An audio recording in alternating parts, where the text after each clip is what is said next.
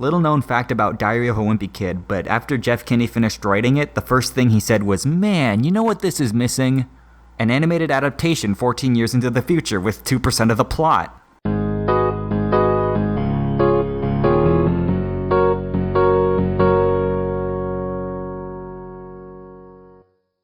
I quite like the first few Wimpy Kid movies. They're good and I like them. You could say it's because I was a kid when they came out, and I was, but they hold up in my opinion. I think they're funny, relatable, well cast, even heartfelt. And they're also probably responsible for jumpstarting my entire career. This face is totally going on my tombstone. But these movies where the actors age are adapted from a book series where the characters don't age. It makes you wonder what they'll do about the cast outgrowing all their characters, because the human body wasn't built to endure middle school for all eternity. But I guess paper was. Anyway, here's 2 ways to deal with our own mortality. The first thing you could try is recasting everybody, even the people who could totally play their roles again. That's what they did for the 4th movie, which I haven't seen yet. Another thing you could do is recast everybody again and also make it animated. Shortly after the 3rd and final movie with the original cast, Jeff Kinney talked about plans to make an animated holiday special based on the 6th book in the series, Cabin Fever. It was set to air on TV in 2014, but after that didn't happen, it was switched to an animated series, and then it was made a Disney Plus exclusive, and then it was switched to an hour-long adaptation of the first book. And throughout all of this, they just kinda said, yeah, we're working on it. But then, in December of 2020, Disney released a showcase of what the animation could look like in the new Wimpy Kid reboot. It was a short animation of Greg trying to push a snowball down the hill, done in a cartoonish 2.5D style similar to movies like Captain Underpants and the Peanuts movie. Then about a year later, it released very quietly on Disney Plus. And not to be too sarcastic or anything, but this movie is stupid, terrible garbage, and it's destroying the minds of today's youth because it's not what I grew up watching. Anyway, I found this movie to be underwhelming, but I don't actually think it's because I'm too stubborn to accept anything new. In fact, I was looking forward to it. I really liked the style of that short animation, and I also didn't have anything else to go off of. And then I forgot about it until it came out, and then I watched it, and then I'm talking about it right now. Let's start with the animation. I don't know what happened between the trailer and the final movie, but it's not Captain Underpants anymore, it's Cocomelon, and that makes me sad.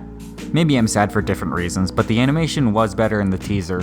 It had a specific style that it was going for, and it looked really good, but for some reason the movie just doesn't put in the same effort. Or it might have been budget or time constraints, I don't actually know.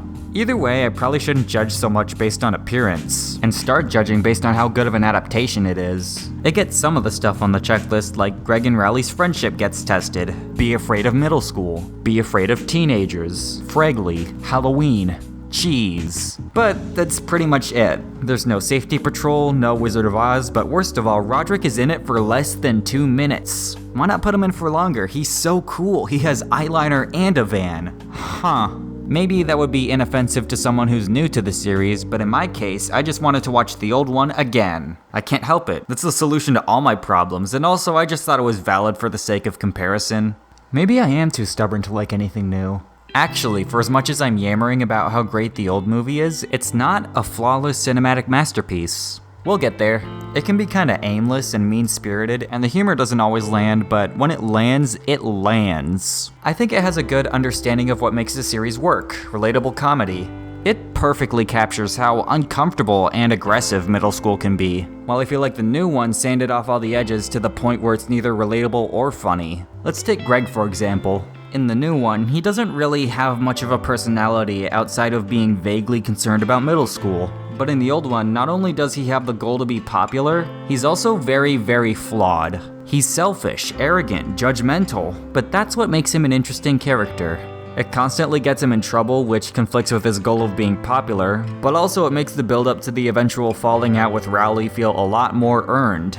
Most importantly, it makes his change of heart at the end of the movie a lot more impactful. So if you're ever in a life or death situation where you have to choose one of these films over the other, I would recommend the old one, unless you're in a rush because the new one is half an hour shorter. In conclusion, the third option would be to figure out how to make the original cast age backwards.